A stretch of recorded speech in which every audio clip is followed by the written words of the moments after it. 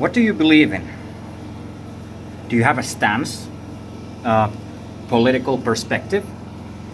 Perhaps you follow a spiritual dogma. When you look inside the self that you think others see, is that the same as others truly see? Are you the same you, once all the cells in your body have been replaced by new cells?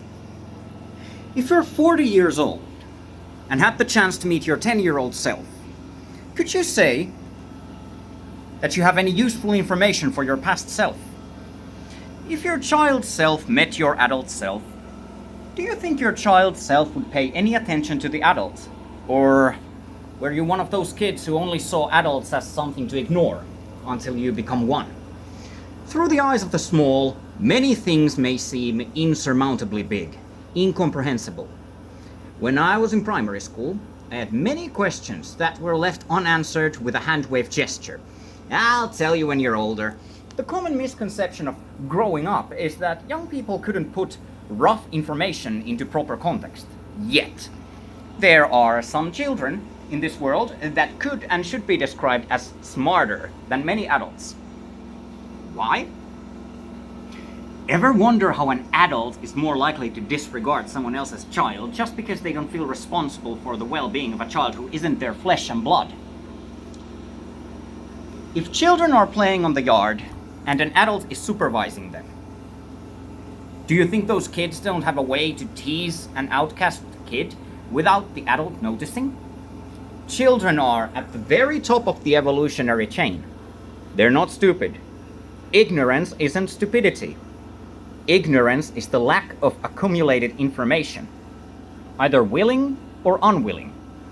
Now let me riddle you this. Who is more likely to exercise willful ignorance, an adult or a child?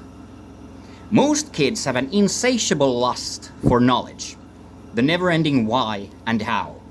But then they grow up and get indoctrinated to a society that celebrates ignorance. Millions of adults sitting in cubicles, working a job. For what? For a paycheck?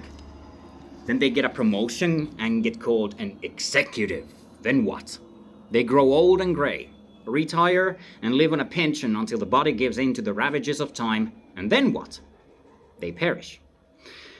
What was all that information and accumulated wealth worth in the end?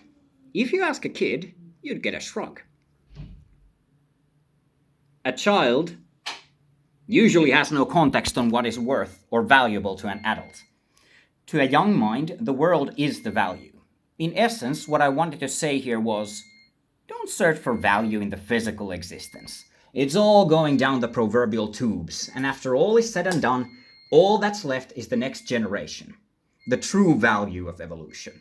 The real reason why anyone should be born, should live and should die, is to give reasons for the next generation to be born, to live and to die. The cycle of life is brutally honest. I'm not your guru. If you find yourself staring blankly at your screen right now, why not close your eyes and cry away the existential crisis? You'll die. And all I wish for is that when you do, the next generation to stare blankly at screens won't have to be ashamed of what you did or didn't achieve. Because you don't achieve. You don't win. No one wins. Ever.